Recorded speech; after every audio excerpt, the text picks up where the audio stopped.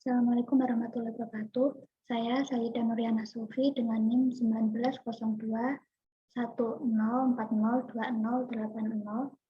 akan mempresentasikan terkait proposal kualitatif dengan judul Kajian Sosiologi Sastra dalam buku kumpulan puisi Sutradara Itu Menghapus Dialog Kita karya Sapardi Djoko Damono.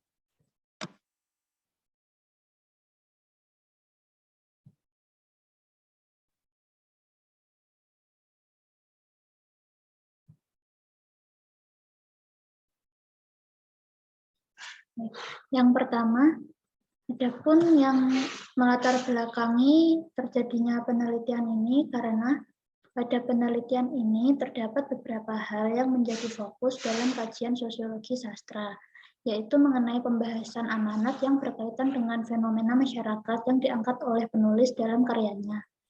Kejadian tersebut merupakan sebuah kritik sosial bagi semua orang dengan harapan dapat menumbuhkan kesadaran bagi setiap pembacanya. Nah, manusia dengan naluri yang dimilikinya akan memiliki rasa peka terhadap keadaan sekitar. Seorang penulis tidak jarang mengungkapkannya melalui sebuah karya sastra.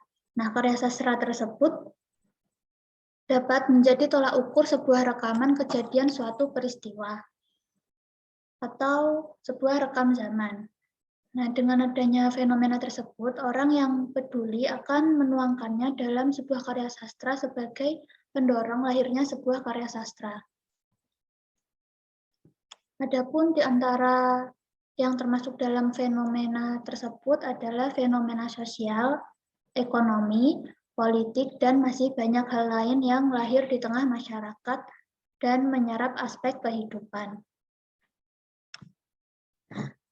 Nah, salah satu karya sastra yang dapat dikaji menggunakan sosiologi sastra yaitu buku kumpulan puisi dengan judul Sutradara Itu Menghapus Dialog Kita karya Sapardi Djoko Damono. Nah, buku tersebut menjadi salah satu buku yang memiliki fungsi sebagai kritik sosial. Sapardi Djoko Damono merupakan seorang pujangga berkebangsaan Indonesia terkemuka. Berbagai puisi yang ditulisnya membahas mengenai hal-hal sederhana namun penuh makna kehidupan. Beliau menulis puisinya dengan kata-kata yang tidak langsung menyakiti, tetapi menggunakan kata yang santun dan unik dalam menuliskan fenomena yang terjadi pada karyanya tersebut. Nah, adapun fenomena yang terjadi dalam buku kumpulan puisi Sutradara Itu Menghapus Dialog Kita yaitu membahas mengenai tingkah laku seseorang masyarakat. Karya-karya dari Sapardi Djoko Damono sangat populer baik di kalangan sastrawan maupun khalayak umum. Adapun rumusan masalah dari proposal ini yaitu yang pertama, apa saja unsur intrinsik yang berkaitan dengan fenomena sosial pada buku kumpulan puisi Sutradara Itu Menghapus Dialog Kita. Kemudian yang kedua, pembelajaran apa yang dapat diambil dari latar sosial dalam buku kumpulan puisi Sutradara Itu Menghapus Dialog Kita.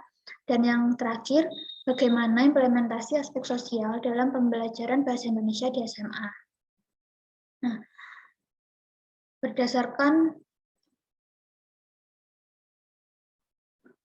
rumusan masalah yang telah dikemukakan, terdapat tujuan dari adanya proposal ini, yaitu yang pertama, untuk mengidentifikasi unsur intrinsik yang berkaitan dengan fenomena sosial pada buku kumpulan puisi Sutradara Itu Menghapus Dialog Kita. Nah, yang kedua, untuk mengetahui pembelajaran apa yang dapat diambil dari latar sosial dalam buku kumpulan puisi Sutradara Itu Menghapus Dialog Kita. Dan yang ketiga, untuk mengetahui pengimplementasian aspek sosial dalam pembelajaran bahasa Indonesia di SMA. Adapun manfaat teoritis dan praktis dari proposal ini, yang pertama adalah manfaat teoritisnya itu secara teoritis penelitian ini diharapkan dapat memberikan kontribusi terhadap perkembangan analisis sastra terkait dengan kajian sosiologi sastra pada suatu karya sastra. Kemudian manfaat praktis bagi peneliti yaitu dapat menambah pengetahuan dan wawasan bagi penulis terkait aspek sosial yang terkandung dan implementasi aspek sosial dalam pembelajaran bahasa Indonesia di SMA. Kemudian manfaat praktis bagi pembaca yaitu sebagai masukan atau sumbangan pemikiran bagi mahasiswa pendidikan bahasa dan sastra Indonesia yang ingin membahas terkait masalah ini lebih lanjut. Nah, selanjutnya tinjauan pustaka. Tinjauan pustaka yang pertama yaitu pendekatan sosiologi sastra. Sosiologi sastra sangat erat hubungannya antara sastra dan masyarakat. Dengan pendekatan sosiologi sastra, kita dapat memahami suatu karya yang mengangkat fenomena dari masyarakat itu sendiri dan dapat mengetahui kejadian apa yang diungkapkan oleh sebuah karya untuk mengetahui jalan keluar dari sebuah permasalahan sosial yang sedang terjadi. Kemudian yang kedua ada unsur intrinsik puisi. Nah, pembentuk utama unsur puisi selain bahasa adalah keindahan. Keindahan pada puisi dapat diperoleh dari unsur-unsur intrinsiknya. Pada umumnya, unsur intrinsik terbagi menjadi dua, yaitu unsur batin dan unsur fisik. Nah, unsur batin puisi itu unsur yang berkaitan dengan batin dalam pembacaannya. Kemudian unsur fisik puisi itu unsur-unsur pada puisi untuk mengungkapkan hakikat puisi. Adapun yang termasuk dalam unsur batin puisi yaitu tema, rasa atau feeling, nada, dan amanat. Yang pertama tema. Tema merupakan gagasan atau ide pokok dalam suatu kajian puisi.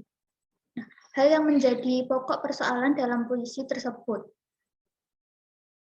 Kemudian yang kedua, rasa atau feeling.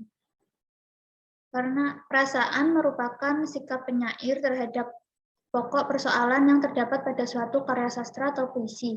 Nah, dalam hal ini, pada umumnya, setiap penyair tentu akan memiliki pandangan yang berbeda terhadap suatu karya. Dalam mengungkapkan sebuah rasa sangat erat dengan latar belakang sosial dan psikologi penyair. Kemudian yang ketiga ada nada. Nada merupakan refleksi sikap penyair terhadap pembacanya, baik itu suasana hati dan pandangan moral. Dan terkadang muncul pula karakter kepribadian pengarang itu tercermin dalam puisi. Kemudian yang terakhir amanat. Amanat merupakan hal yang mendorong penyair untuk menciptakan suatu puisinya. Atau amanat biasa dikenal dengan pesan yang terkandung pada sebuah karya sastra. Selanjutnya unsur fisik puisi, adapun yang termasuk dalam unsur fisik puisi ada 6 poin. Yang pertama diksi. Nah, diksi merupakan pemilihan kata. Pemilihan kata sangat erat kaitannya dengan hakikat puisi yang penuh pemadatan. Menurut Tarigan 2011 halaman 29, mengemukakan diksi adalah pilihan kata yang digunakan oleh penyair. Pilihan kata yang tepat dapat mencerminkan ruang, waktu, falsafah, amanat, efek, dan nada dalam suatu puisi. Kemudian yang kedua, imaji atau citraan. Nah, citraan merupakan penggunaan bahasa untuk menggambarkan objek-objek, tindakan, perasaan, pikiran, ide, pernyataan, dan setiap pengalaman indera atau pengalaman indera istimewa. Kemudian yang ketiga adalah kata-kata konkret.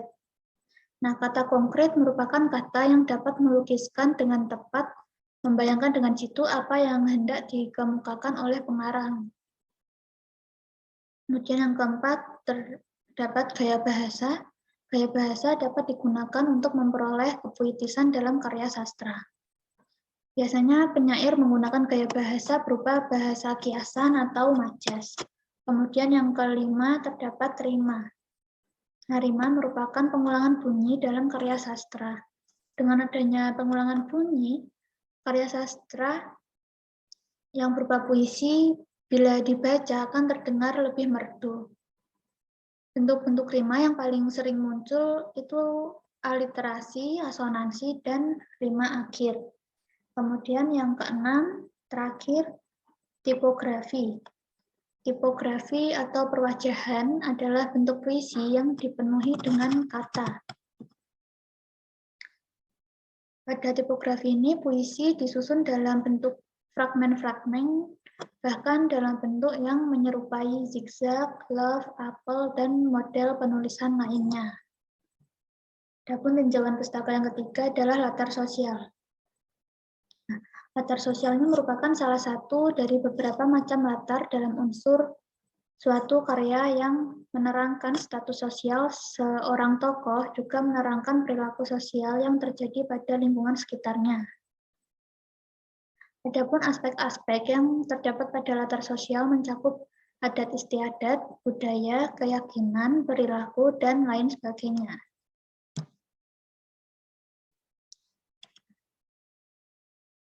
Pada proposal ini, bab 3 mencakup metodologi penelitian. Terdapat 5 poin dalam metodologi penelitian. Yang pertama, rancangan penelitian. Nah, penelitian pada proposal ini merupakan jenis penelitian kualitatif dengan mengungkapkan kejadian atau fenomena ketika penelitian berlangsung. Penelitian kualitatif ini dapat diartikan sebagai metode penelitian yang digunakan untuk mencari pengaruh perlakuan tertentu terhadap yang lain dalam kondisi yang terkendali.